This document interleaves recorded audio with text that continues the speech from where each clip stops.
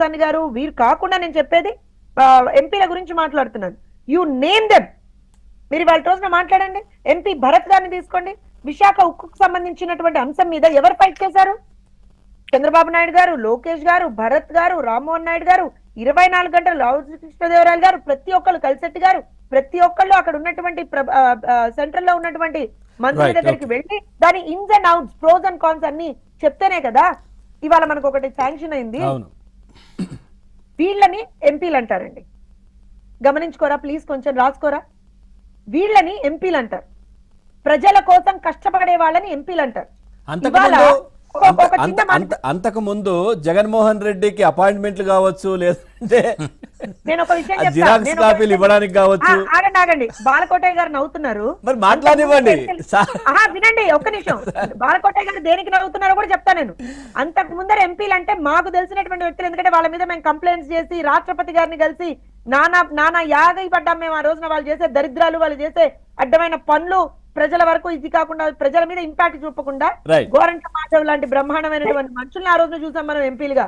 ఇవాళ we are seeing Bharat గారు, we are seeing Rammohan Naidu గారు, వీఆర్ సీయింగ్ పెమ్మసాని గారు, వీఆర్ సీయింగ్ ఏమంటారు అని అంటే మన శబరి గారు, వీఆర్ సీయింగ్ మహేష్ గారు, వీఆర్ సీయింగ్ కలిశెట్టి గారు. అంటే ఇంకా నేను మొత్తం అందరు కొత్తగా ఎన్నికైనటువంటి ఉదయ్ శ్రీనివాస్ గారు. అంటే ఎందుకు చెప్తున్నానంటే మీరు ఏదో ఓన్లీ తెలుగుదేశం వాళ్ళనే చెప్తున్నాను కాదు, ఓవరాల్ శ్రీనివాస్ వర్మ గారు, ప్రతి ఒక్కళ్ళు కూడా ఇవాళ రోజున రాష్ట్రం కోసం మేము ఏం చేస్తున్నాం, ఏం చెయ్యాలి అనేటువంటి కాన్సెప్ట్ మీద వాళ్ళు వర్క్ చేస్తున్నారు. ఇందులో కొన్ని లోటుపాట్లు ఉండొచ్చు, ఖచ్చితంగా విమర్శల్ని మేము తీసుకుంటాం, మాకు ఇంకా సజెషన్స్ ఇవ్వమనే మేము కోరుకుంటున్నాం. అంతేగాని విజయసాయి రెడ్డి గురించి మాట్లాడితే ఏం మాట్లాడతామండి? రాజ్యసభ సభ్యుడిగా ఉండి అడ్డమైన పనులు చేసి, అడ్డమైన మాటలు మాట్లాడి, దొంగ మాటలు మాట్లాడి అన్ని చేసిన ఆయన గురించి మీరు డిబేట్ పెట్టి జోసఫ్ గారు మాట్లాడండి అంటే ఏం మాట్లాడతామండి? ఆయన అక్కడ వచ్చాయనే కదా, రాజ్యసభలో ఉన్నారు. అక్కడ ఇంతకు ముందు అపాయింట్మెంట్లు ఇప్పించింది ఆయనే జగన్మోహన్ రెడ్డికి. మరి ఇప్పుడు అక్కడ ఉండి ఏం చేశారనేది మాట్లాడాలి కదా.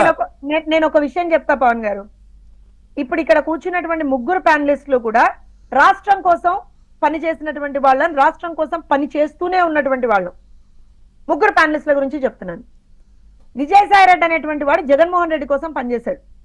జగన్మోహన్ రెడ్డికి ఏమంటారు అని అంటే ఇంకా ఆత్మ అంటారేమో, నీడో ఆత్మో ఏమన్నా అనుకోండి దాన్ని మీరు కదా. అపాయింట్మెంట్లు ఇప్పించాడు, అన్ని చేశాడు. ఇవాళ రోజున అలాంటి పరిస్థితి లేదు. రాష్ట్రం చాలా అప్పర్ హ్యాండ్ లో ఉంది ఇవాళ రోజున in terms of the people that the state is been represented by.